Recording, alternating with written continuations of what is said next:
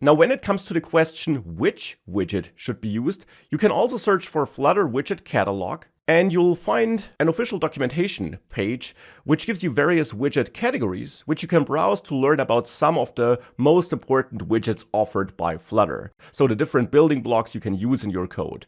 For example, to display images, to display text, and do many other things as well.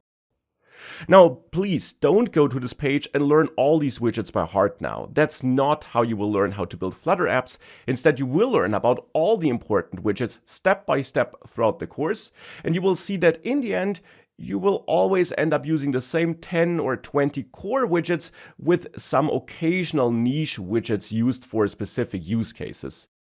But you will learn how to use them, and you will learn which widgets are important simply by building apps and simply by following along with this course.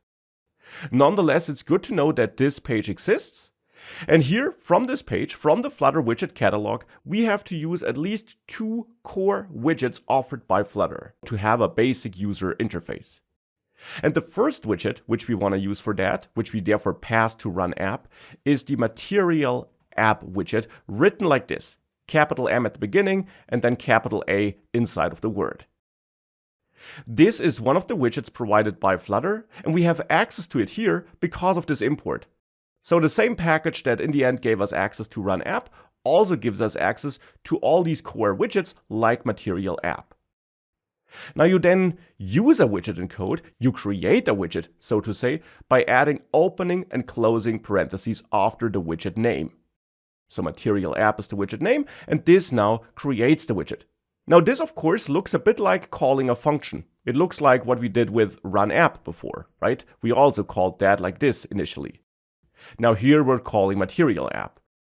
And to some extent it is like a function, but it's actually a so-called class or constructor function of a class, to be precise. And I'll get back to classes and constructor functions later. For the moment, it's just important to realize that we can create a widget like this in our code. In this case, a built-in widget provided by Flutter. And Material App is a core widget which you will use in almost all Flutter apps you're going to build, because this is the main widget which you use as a starting point, so which you pass to run app in the end, because this main widget does a lot of behind-the-scenes setup work for your user interface. So it ensures that the interface can be shown correctly on the screen. It does a lot of important behind-the-scenes configuration stuff. On its own, it doesn't show anything on the screen though. Instead, you need to pass another argument to Material App to show something on the screen. And that's now really important to understand. When calling Material App like this, we are creating such an app widget. So we're in the end telling Flutter to display this Material App widget on the screen, this part of the UI. So the Material App widget thing, whatever it may be, that is being created here is the value that's passed to run app. So which is passed as a value to this parameter thing, this input value that is expected by run app. And by the way, I will get back to what this widget thing here in front of this app parameter means in the near future. And that is something you'll see a lot in this course, and you'll do a lot in programming in general. When you define functions, so custom commands, or you're using functions defined by other people, like here, where run app is defined by the Flutter team, many of those functions will take input values to work correctly internally. Here, this app input value is used inside of that run app function thereafter.